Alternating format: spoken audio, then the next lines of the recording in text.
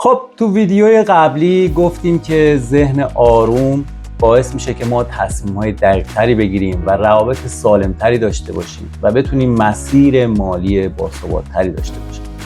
ما تو دنیای زندگی میکنیم که مدام ازمون میخوان سریعتر، بیشتر و بهتر کار کنیم.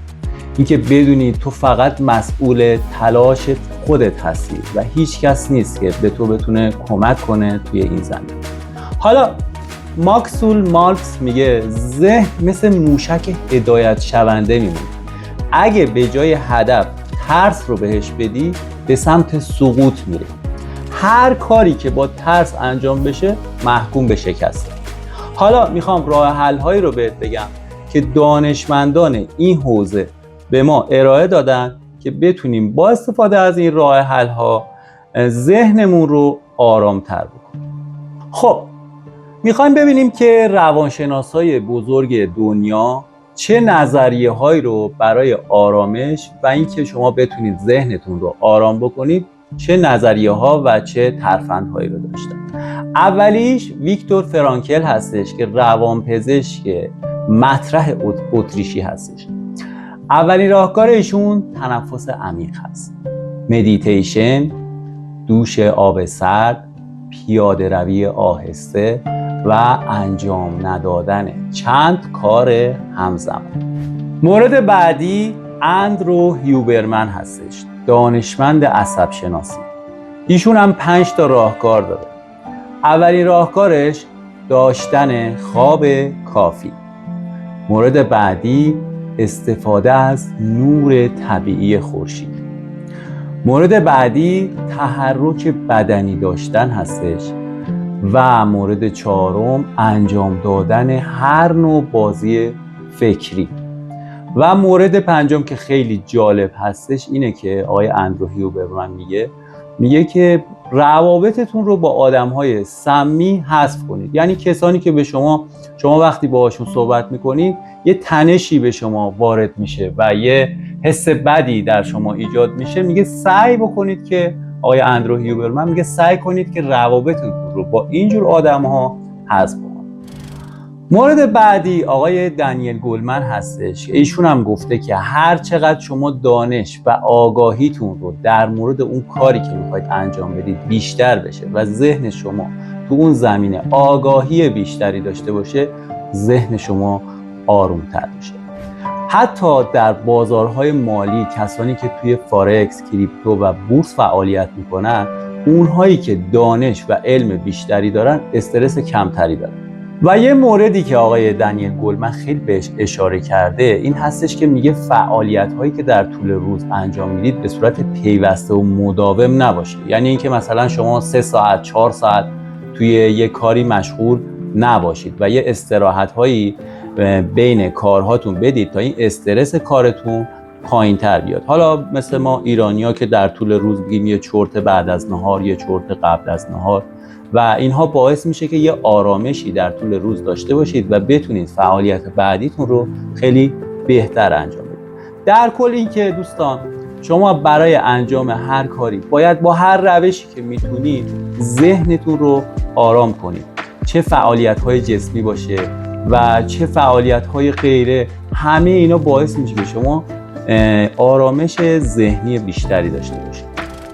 خب مورد بعدی که خیلی هم مهم هستش این هستش که شما باید سلامت فیزیکی هم داشته باشید. ما داریم دوستان پلیلیست سواد مالی رو داریم تکمیل میکنیم و همطور که در جریان هستید میخوایم به شما آموزش بدیم که قبل از اینکه شما آموزش سواد مالی رو ببینید باید یک فعالیت‌هایی و یک کارهایی رو روی خودتون و روی ذهنتون و روی سلامت فیزیک و بدنتون انجام بدید که این بدن شما آماده انجام اون توانایی‌های کامل خودش رو داشته باشه. خب حالا این موردی که امروز می‌خوایم باش کار کنیم و خیلی مهم هسته سلامت جسم و سلامت فیزیک شما هستش. آیا تا حالا شده که سردرد داشته باشی، بدن درد داشته باشی، احساس خستگی کنی یا اینکه انرژی کافی نداشته باشی یا بیحال باشی و یا هزار تا چیز دیگه؟ آیا شده اون روز که این شرایط رو داشته باشی کارهات رو به خوبی انجام بدی؟ مسلماً نه. خب میگه که شما اگر یک قسمت از بدنت اون فعالیت لازم رو نتونه به خوبی انجام بده، مثل همون سردرده، شما قطعا در طول اون روز کارهای روزمره‌تون رو به خوبی انجام نمیدید. پس شما باید حتما اون درگیری های بدنی رو اول حلش بکنی، اون سردرده رو باید مرتفع بکنی، اون خستگیه رو باید یه جوری حلش بکنی، حالا بخوابی یا هر چیزی درمان بکنی، بعد بیای به اون کاری که میخوای انجام بدی بپردازی. خب آقای اندرو هیوبرمن میگه که شما باید به همون اندازه که به سلامت ماشینتون اهمیت میدید به سلامت جسم و بدنتون هم اهمیت بدید. یه مثال خیلی قشنگی میزنه، میگه تا حالا شده بری پمپ بنزین به ماشین گازوئیل یا نفت بزنی؟ مسلما خیر، هیچ وقت این کار رو انجام نمیدی، ولی به بدن خودت این کار رو انجام میدی. چطور؟ میری فست فود میخوری، نوشابه های گازدار میخوری و چیپس و پفک میخوری و همه اینا میدونی که برای بدنت مضر هستش ولی انجامش میدی.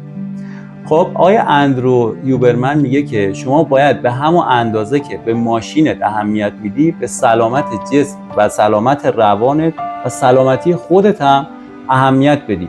کما اینکه اصلا سلامتی خود شما بسیار مهمتر از اتومبیلتون هستش، ولی در عین حال میبینیم که ما به اتومبیلمون اهمیت بیشتری میدیم، بهترین بنزین رو میزنیم، مکمل‌های خوب استفاده میکنیم، میریم روغن بزنیم، میریم که بهترین روغن رو مثلا سعی میکنیم توی ماشینمون بزنیم، چون میدونیم که این ماشین اگر خراب بشه ما رو یه جایی توی راه‌ها متوقف میکنه.